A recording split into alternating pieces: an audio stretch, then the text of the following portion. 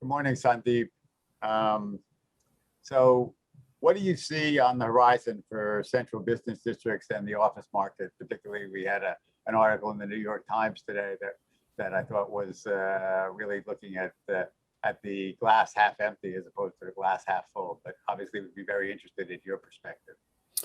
So good morning, John. Thanks for having me. I'm a big believer of the reversion to the mean, which means that I think central business districts will be back. That's where this activity is. So people want to be, and effectively the youth want to come back to the offices. We saw just last week, both Morgan Stanley asked their people to come back to work. Amazon, John Schottler basically said they're going to come back into all their offices. There's going to be no reduction in office space. KPMG produced a report that basically said at the height of the pandemic, 69% of the CEOs thought about not returning to work full time, and now it's only 17%. So I think the dynamism and the romanticism of work from home has shifted completely. I think New York actually will bounce back much faster than other cities. I think New York and London both will bounce back much faster than other cities. I think people fail to really appreciate the value of a central business district, the restaurants, the environment, the camaraderie, the culture building. You got 1 million people who work in New York City. Even if they were to relocate, where are they going to relocate to? There's not enough housing in suburbia. I think we keep talking about these things because we're really focused on the upper echelon of every society. We're not focused on the actual workers who come into the city every day. So I actually do think central business districts, such as the ones in New York, will bounce back much faster. London, effectively the finance minister produced an article last week talking about bringing people back to London. So I think they do bounce back. I think San Francisco may be a little slower, quite honestly, than New York, but I think New York bounces back. How much of your business is based in New York and London? What proportion of your overall? So between New York and London, it's about 15% of the global business. So it's quite large. Yeah, I would have thought. In your opinion, to what extent do ESG and sustainability affect your investment decisions? Again, the irony of the business is, when I was in the retail shopping center business, ESG was a very hard thing because the retailers, you're so dependent upon the retailers. Now it's I've reversed my life in the sense I'm now a tenant, not a landlord, and so now effectively what happens is the landlords in this business in the office sector have always been focused on ESG. To be in a gold or a platinum LEED building it's just sort of so standard today. So in the office business, I think the landlords took the high road many years ago to focus on the environmental part of it. WeWork has always been very focused on doing good for the world, right? So it's always been very focused on environmental, the aspects of lack of, paper cups and, plastic cups has always been sort of the gold standard of the company. Was always focused on recycled products, no leather goods. It's always been very focused, environmentally focused company.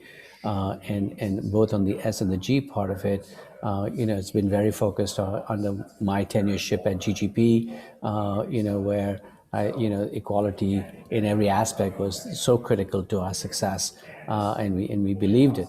And so again here, it's the voice from the top, and the voice from the top is to make sure that we have that level of equality and fairness in the company. So ESG is, I think it's no longer a cliche, or is no longer it's just a must-have. I don't even, quite honestly, know why people discuss it so much, because it should be part of your core fabric. And if it's not part of your core fabric, then I think you're a decade behind. So I think it's just part of what we do every day. I think that's kind of the nature of your company, and maybe not every company is at the same, at the same level and on the same path as you are. Yeah, but I don't think people should be talking about it like it's something unique. It's just part of what you need to, even if you're not there, you should have a path to get there. It shouldn't be talked about like it's something completely unique. How has technology changed how you find opportunities and how you conduct your business today? Our business is actually very interesting, and if I sort of just go back to your earlier question of CBDs, and I'll tell you how that sort of ties into this. What we see is, people talk about CBDs because they're very America focused, they're very Europe focused. They don't realize how the world has moved, right? So we have 30 plus markets that have seen green shoots with double digit increase in occupancy. And like whether it's China by Beijing 14 points and Shanghai 12 points and Seoul Korea double digits and Munich 44 points and Manchester UK 26 points. So we're seeing double digit increases in occupancy. And to answer your question, who's fueling that occupancy? That occupancy is being fueled, kind of interestingly, by small, medium businesses today. Okay, even though more than 54% of my business is large enterprises, the activity during the pandemic and as we come out of the pandemic is being fueled by small, medium businesses. And where we find small, medium businesses, we have an amazing tech platform, which again, we're a real estate company, not a tech company, but I always say to sit back and say, either every company is what they are, or every company is a tech company, but they have hard assets. So you decide which direction you want to go. Is Walmart a technology company? Is Walmart a real estate company? A retail company? Is Amazon a logistics company? Is Amazon a tech company, right? So you could elect whichever way you want to go, but the point is you need technology to fuel it. And essentially today, our top of the funnel, okay, which is how we get our small businesses, is very big, and it's all fueled by building a technology firm. Like I was talking to a brokerage house this morning, and I said, guys, you guys are really good at leasing to 50 people and above offices, but you're really bad leasing to 50 person and less offices. And so we do that all to top of the funnel, all through technology. And so, so you got to really have today, in any business that you are, you have to be ahead of the curve on how you build your tech platform. You say when you lease to people that 50 people and less and all pursuant to a technology, what does that mean? How do you really do that? So basically, it's all marketing, right? So you build marketing and MQLs, man. Qualified leads for marketing, and essentially you're addressing the marketplace, and they actually come to your website or your app, and they demand space, and they essentially go ahead and lease space, completely automated from the time you find a space, book a space, get a membership agreement, and take your access card. It's all done. How long does that take? So for small businesses, generally it's a 7-day turnaround.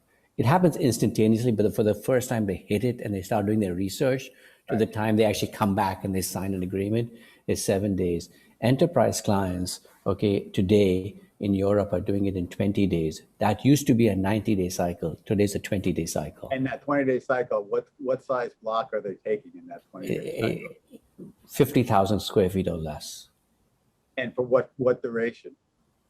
The enterprise guys average is 24 months. 24 months. And small businesses is an average is 9 months. And the reason it's flexibility, right? So you're flexible on space, you're flexible on time, you're portable on cost. Let's say you made a mistake. You took space with me in London. You say, shit, I made a mistake. Well, I'll just move your money to Nashville, Tennessee on the remainder of your contract. And I have 850 locations. So in reality, by default, we are the largest landlord in the world for the number of locations, maybe not number of square feet, but the number of locations, right? So you can port your money between locations. So and flexibility is just an allocation issue. So if someone said, I needed space in London, but for some reason I'm now relocating those people and I really need to be elsewhere in the world, that money is good. It's just being relocated to the other. Correct. And the reason is because all of them are owned by us. Like we don't have partners in buildings. We don't have, different joint ventures. It's a lot of office owners have different partners in different buildings. And so they don't know how to allocate. This is all under the WeWork umbrella. Okay. So as we talked about a little bit earlier, a large portion of the workforce, at least at the moment, is still working remotely. Can you speak to this trend and toward flex work and the impact that that's going to have on commercial real estate and traditional landlords? So, pre-pandemic, which is what is most fascinating to me, I'm learning the office business because obviously my background has been retail. So which I found fascinating, which is very much like in any industry. Pre-pandemic, occupancy of office buildings was 65%. Okay, this is the biggest unknown fact, that effectively we would have one desk or one person, but 35% of the office would be vacant at any given time because people were on holiday, they were traveling, they were seeing clients, they were seeing members. And by the way, a lot of them were working from home a day or two a week pre-pandemic. It's just now been legitimized that, okay, it's okay to work from home a day or two a week. And effectively what happens is people talk about today occupancy being 50%. So the way I look at it is it's from 65 to 50, it's 15%, not 50%. So effectively, you're going to have this sort of hybrid work, but it's going to be a hybrid work that's been legitimized. It was always there. Okay, no one spoke about it. They weren't vocal about it. So effectively, companies are thinking about how that should work. Okay, should people be hybrid working Tuesdays and Thursdays? Should they hybrid work on a Wednesday? The entire community of CEOs is very concerned about a hybrid work, which then becomes a 4-day work week. So a lot of companies are not going to allow you to work from home on a Monday or a Friday. Right. It's not going to do. No one wants the 4 days to be everything but Monday or everything but Friday. Correct. So this becomes a real concern. The second aspect here is, okay, you have to really think about what that really means. Who does it really affect? Okay, if you're 8 people in a conference room and there are 2 people on a Zoom, those 2 people on the Zoom, unless they're the CEO of the company, are going to be ignored. They're just going to be ignored. There's going to be no growth for them. They're going to be stymied. They're going to go away. Okay, take it one step further. I'm working in Denver. Okay, because that's what I want to be. I want to work in Denver. I get laid off in Denver. Where am I going to find my next job? Right. So the aspect of being in these central business districts is that there's more job, availability to pivot from company A to company B. And I think that there is this short-term love because no one really understands it. And really it's about talent retention. So because of talent retention, people are afraid to talk about, the aspect of, if I'm the only CEO to say no work from home, will I lose talent? It's actually working in reverse. A very large tech company in the UK is just offering $500 per person to apologize for working from home. Because what's happening is there's mental health issues, people want to come to work. It could actually backfire. Okay, people are going to say, I want to grow, I want to be there, I want to be present, I want community, I want culture. And you're not telling me that you're going to deprive it because you, Mr. CEO, wants to save a few shekels? I really want to come to work. Okay, so I'm a big believer of the reversion to the mean. Okay, I think there will be adjustments, but that's just, life is all about adjustments. Okay, I think there'll be more shared office space. I think there'll be more sharing of desks. I think all of that will occur. Sorry? Hoteling? I mean, people call it hoteling. I don't like that word. I like calling, shared workspaces. It's a nicer word. It's a nicer word. But I think it's going to happen because effectively, look, in my own office right now, I gave up my office, and when I'm not in the office, it's used as a conference room. When I am in the office, I book it like anything else, and I think, you can have better utilization of space. And I travel half the time. So what's the point of having this glorified office, okay, which is not being utilized when we have shortage of conference rooms in our organization? It's only ego that makes me have it, right? And so we use it as conference room space when I'm not there. So you're going to start to see a lot more shared workspaces. And it's also good because it allows teams to gather. There's collaboration hubs. You can have better cleaning. Look at your desk; it's cluttered, right? In a good way, in the sense, if I was to deep clean it, it'd be impossible in a COVID world. You'd have to get rid of some of the crap that's on top. That's true. I have a question for you. So recently, in fact, this past Thursday, there was public announcement about a deal between you and WeWork and one of the SPACs, which indicates, a way forward for you to become a public entity. How do you weigh the advantages of being a public entity versus being a private entity? with obviously a close alignment with SoftBank. Obviously, that's an interesting decision tree for you, and I think everyone would be interested in how you look at that. So, actually, I wasn't out there looking to become a public entity this quickly, but I was thinking about how to raise equity and de-risk the balance sheet to make sure that we would be the winner as we come out of COVID. We really do believe whether it's us or any other flex provider, flexibility of office space is going to continue to grow as we navigate through the year. So I wanted to raise additional equity to make sure I de-risk the balance sheet. And we were approached by a SPAC, BOEX, in December, and we decided to pursue the conversation. And as we sort of got more into the conversation, and we started to see the green shoots in the business, which is very important. So you can start to see that you've hit bottom and you're starting to rise. Again, having been a public company CEO, I wanted to make sure that I'd hit bottom and I was starting to rise. We felt that it was a route worth pursuing, but it was only worth pursuing for us if we could raise the entire pipe, okay, which is the private investment in public entities. And if we couldn't raise the entire pipe, we wouldn't do it, because a lot of companies sign a merger agreement with a SPAC and then they go raise the pipe. We wanted to raise the pipe simultaneously. So we were oversubscribed. Our pipe was meant to be 500 million. We raised 800 million with subscription agreements with some of the best investors in the business. And so you did have some very sophisticated investors in your group. So obviously, I think that the likes of Starwood, Fidelity, Insight, Centaurus, BlackRock. I mean, these are like a seal of approval. Seal of approval, and they do their diligence in the business. So we felt that we could raise $1.3 billion. It would obviously provide us enough liquidity. We don't intend to touch the money. We have enough liquidity on our balance sheet. Will provide us liquidity for growth. And if for whatever reason there is a slowdown because of the virus, we have enough liquidity. But I think we all see light at the end of the tunnel. So this will be used for growth capital. So for the last question I have for you, so project that a year from now. What does the world look like a year from now? What does WeWork look like a year from now? What does the real estate landscape look like a year from now?